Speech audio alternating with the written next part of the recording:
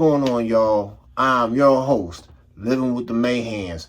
I have another article for you guys, but before I start that article, I need you guys to share, comment, like, and subscribe to Livin With The Mahands. And today, we're going to be talking about U.S. hits Iran-backed militants with fourth round of retaliatory airstrikes.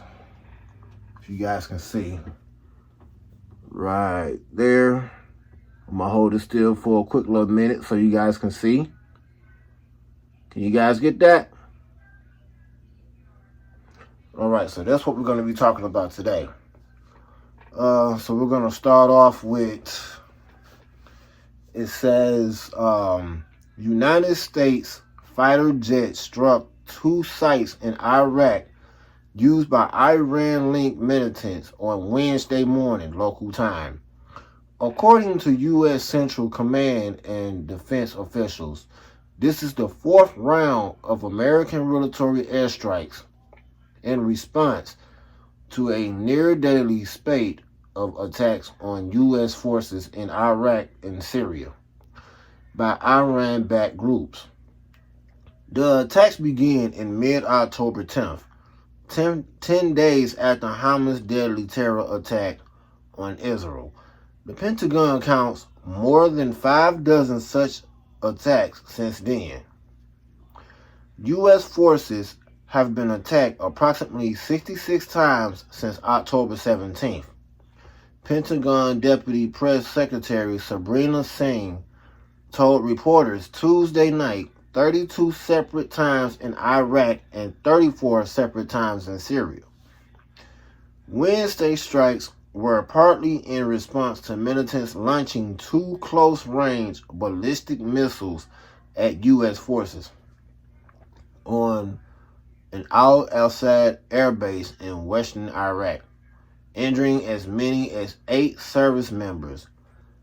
This was the first use of ballistic missiles against Americans in the region since mid-October, which the U.S. perceived as a definitive escalation, a U.S. official told ABC News.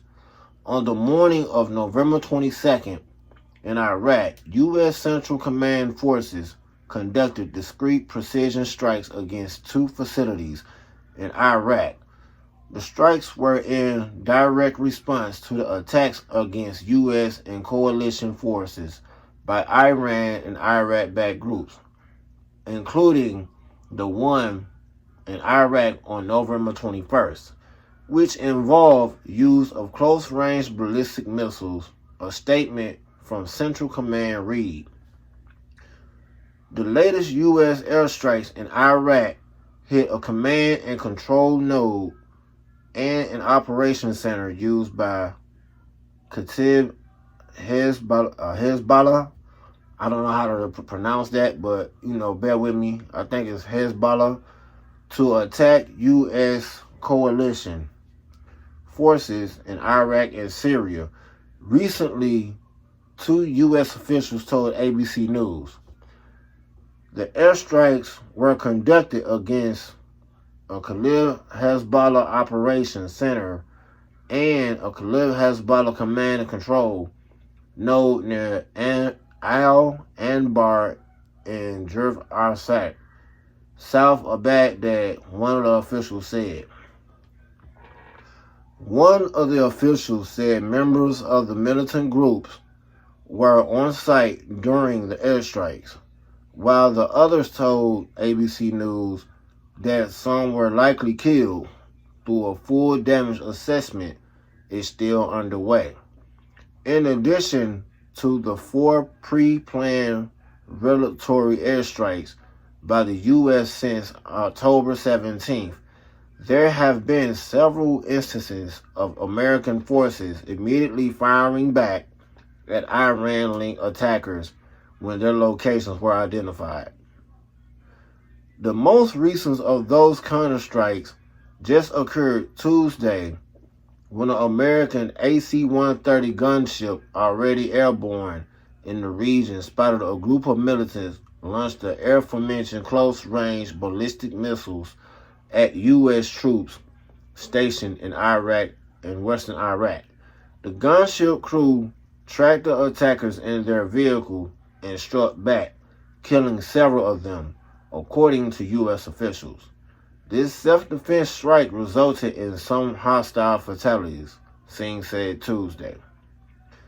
The 3 earlier pre-planned U.S. airstrikes in recent weeks destroyed weapons storage facilities, a safe house, and another command and control center in Syria used by Iran's Islamic Revolutionary Guard Corps and proximity militants to launch attacks, according to Pentagon officials.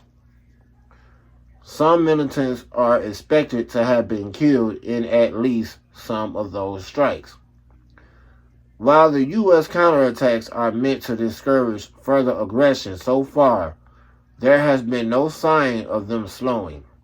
The United States does not seek conflict and has no desire to engage in further hostiles. But these Iran-backed attacks against U.S. forces are unacceptable and must stop, one of the U.S. officials said. The official put the blame squarely on Iran. We continue to message to Iran that we hold them accountable for those actions, and that their leaders must take action to constrain the activities of the group Iran directs, trains, and equips. We will not hesitate to take further measures to protect our people, if necessary, the official said. So, like I said, if you like this article that I was just reading to you guys, I want y'all to hit that like button, subscribe, hit that notification button, man, and that will bring some new articles for you guys to hear. So with that being said, y'all, I am your host, Livin With The Mahands, and I will see you guys in the next article.